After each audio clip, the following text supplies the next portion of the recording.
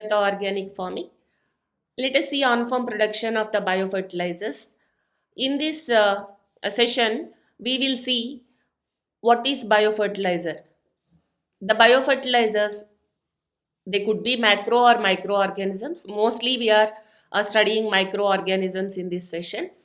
These are agriculturally useful in terms of nitrogen fixation, phosphorus solubilization, nutrient mobilization in a productive manner.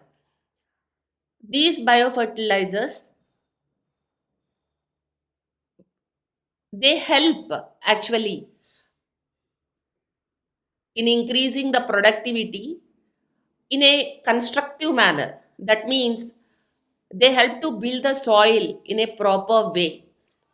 Coming to the biofertilizers, which are specified in Schedule 3 of the Fertilizer Control Order 1985, which governs the registration of the fertilizers actually. The rhizobium, azotobacter, azospirillum, which helps to fix the nitrogen.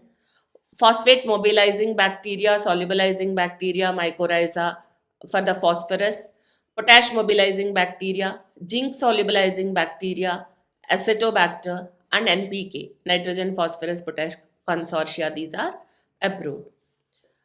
The nitrogen fixers, actually, even though in atmosphere 78% of the gas is nitrogen only, but it is not available to the plants. The nitrogen which is present in the atmosphere is not available to the plants because the plants, they cannot take like carbon dioxide and oxygen directly the nitrogen. So it is to be converted to the available forms so that the plants can take that available form. For that, biological nitrogen fixation is very, very important. In, in conventional farming, generally, what is used as a nitrogen fertilizer, either urea, ammonia, or potassium nitrate or calcium nitrate, these things are used to supply nitrogen. But here in this case, we cannot use any chemicals in the organic farming, any chemical fertilizers. So we have to depend on this biological nitrogen fixation. The biological nitrogen fixation is through these microorganisms, or otherwise organic matter is to be used like animal manures, poultry manures. These things also contains nitrogen.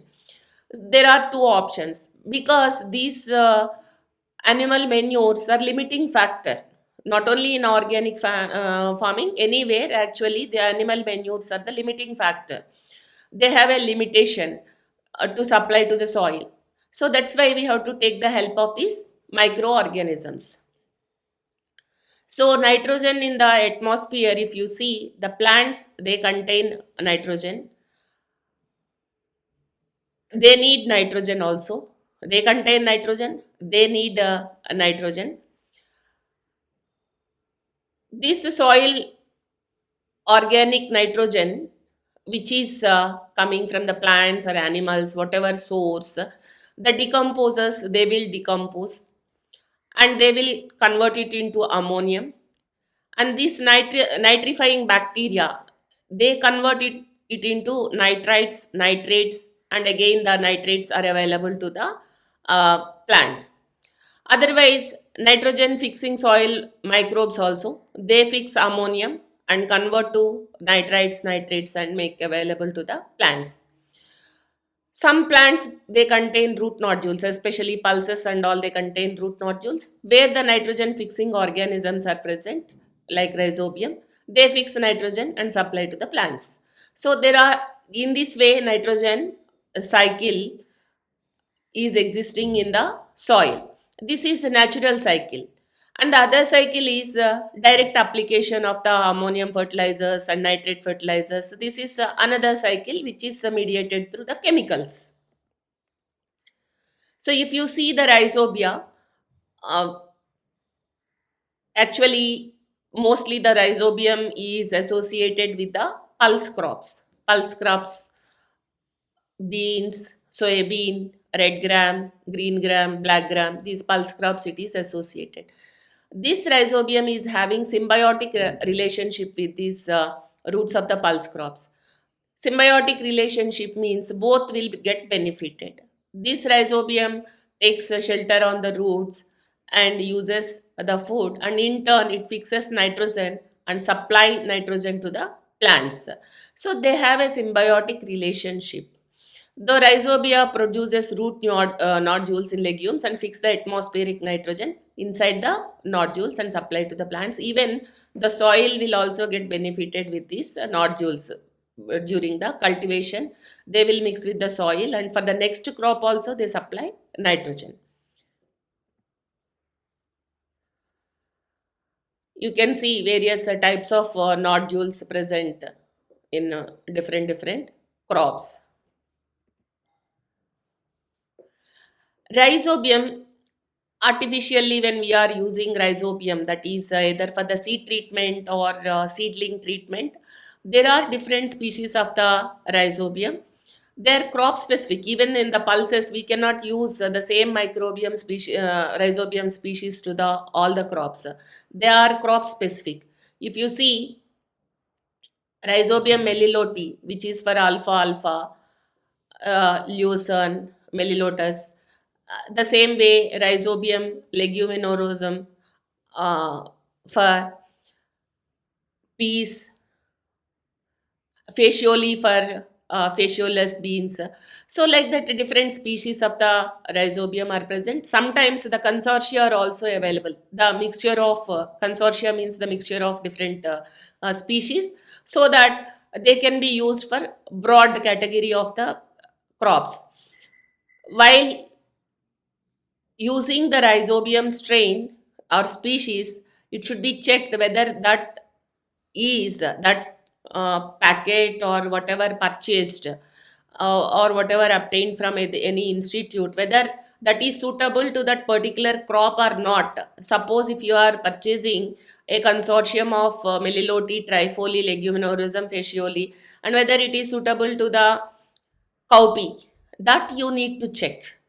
Whether it is suitable to the red gram, that needs to be checked. So it is very important to check the species whether it is suitable to the crop to which we are treating the rhizobium. If it is a proper species is used, seed treatment is 200 ml per acre, because the specifications of these colony forming units is high for the liquid biofertilizers. So that's why for seed treatment 200 ml per acre is enough, whether it is a large seed or small seed. In the other session I have told how to increase the volume by using the jaggery solution. The same way it can be used by increasing the volume using the jaggery solution, and they can be used for the seed treatment. And soil application 1 to 2 ml per plant, drip irrigation 200 ml in 100 liters of water. This is the recommendation of the liquid biofertilizer. Target crops, all legume crops. If it is a rhizobium and mentioned for all legumes, means all legume crops it can be used. If species is mentioned and specifically mentioned for the specific crop, for that crop it is to be used. Azotobacter.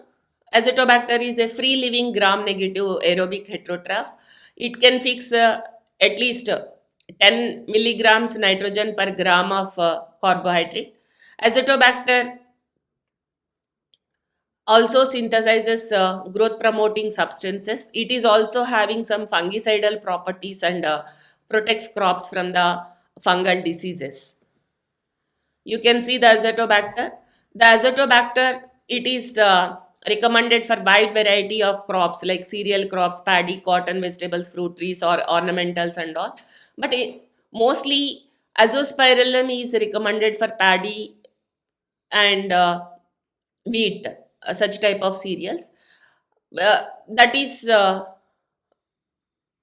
also an option actually, azospirillum. But in my opinion, if it is paddy or wheat, better to go with the azospirillum. For other crops like cotton, vegetables, fruits, and ornamentals, it is better to go with the azotobacter.